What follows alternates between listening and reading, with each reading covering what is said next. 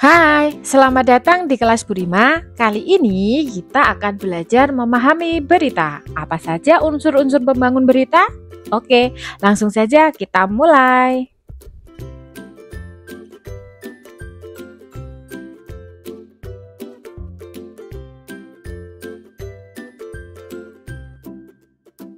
Pengertian berita.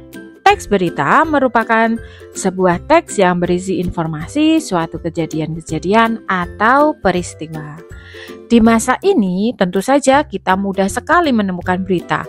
Kita bisa membacanya di surat kabar, atau menyimak di televisi, radio, atau mungkin juga kita membuka website penyedia berita. Ada dua hal yang perlu diperhatikan ketika kita membuat sebuah berita. Yang pertama adalah aktual. Aktual maksudnya peristiwa tersebut sedang atau baru saja terjadi. Contohnya, ketika Fredrik Leonardo meraih emas pertama panjat tebing untuk Indonesia pada Olimpiade Paris 2024. Berita ini tentu saja harus segera diberitakan karena jika sudah berganti tahun atau terlalu lama, maka berita ini akan menjadi kadaluarsa. Yang kedua, berita harus faktual. Faktual di sini benar-benar terjadi atau sesuai dengan fakta. Faktual ini bisa dibuktikan dengan adanya keterangan dari orang-orang yang terlibat pada peristiwa tersebut. Contoh, berita mengenai Teppanyaki yang terjadi di Vietnam hingga Cina. Nah, di dalam berita tersebut terdapat keterangan menurut otoritas Vietnam, topan dan tanah longsor serta banjir yang menewaskan 21 orang di Vietnam dan melukai 229 orang. Tentu saja informasi ini berdasarkan sumber yang valid. Di sini disebutkan menurut otoritas dari Vietnam.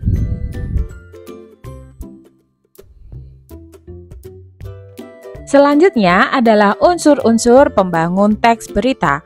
Terdapat 5 unsur pembangun berita yang biasanya disebut adiksimba. Adiksimba ini merupakan akronim dalam bahasa Indonesia. Apa itu adiksimba? Yang pertama, apa? Apa ini menjelaskan peristiwa yang terjadi. Kemudian ada di mana yang artinya di mana lokasi peristiwa tersebut terjadi. Yang ketiga, kapan? Berita harus menjelaskan waktu terjadinya peristiwa.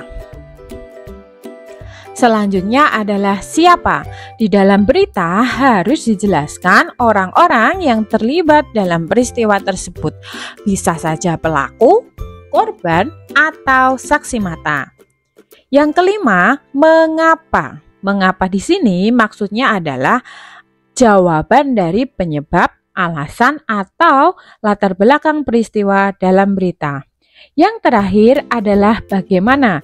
Bagaimana ini menjelaskan proses terjadinya peristiwa dan kondisi terkini sesuai urutan waktu.